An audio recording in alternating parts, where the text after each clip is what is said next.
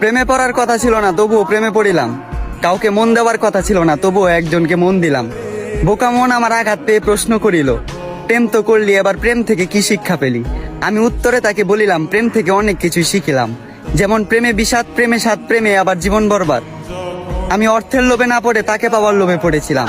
একুলকুল না দেখে আমি একটা বেঈমানকে ভালোবেসেছিলাম। তার কাছে চেয়েছিলাম একটু যত্ন, ভালোবাসা আর ছোট্ট একটা সংসার। আফসোস, দুঃখ ছাড়া তার থেকে কিছুই পেলাম না আর। সে আমাকে দুঃখ দিয়ে দেনাদার, তার থেকে দুঃখ পেয়ে আমি পাওনাদার।